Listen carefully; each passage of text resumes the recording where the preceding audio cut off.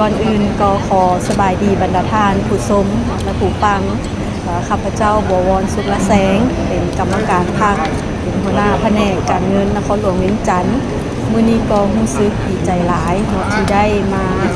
เป็นตัวแทนของสมาชิกพรรคทั้งหมดตัวนครหลวงเวียงจันทน์เนาะที่ได้เข้าร่วมในกองประชุมใหญ่ผู้แทนทั่วประเทศครั้งที่12ของศูนย์กลางพรรคของพวกเราในมื้อนี้นี่ก็ถือว่าเป็น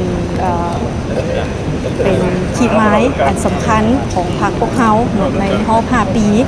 ที่พวกเราได้เปิดกองประชุมใหญ่มาฮอดมื้อนี้ก็ฮอดกว่าปีที่50ของการสถาปนาสปป.ลาวพวกเราทั้งขวบรอบ70 ปีของการสร้างตั้งพรรคพวกเราเนาะ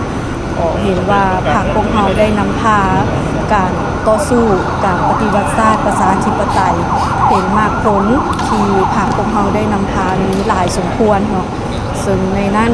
อันพ้นเด่นมานี่ก็มีการเกิดขึ้นของการเชื่อมโยงเชื่อมต่อกับต่างประเทศการเกิดขึ้นของทางรถไฟ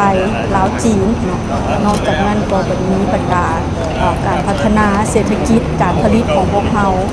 รวมทั้งบรรดาแขวงต่างๆก็เป็นพ้นเด่น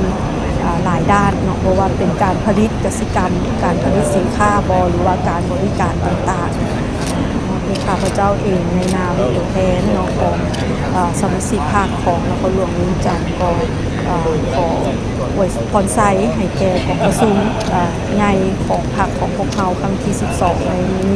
จงประสบผลสำเร็จตามจุดประสงค์และคาดหมายที่วางไว้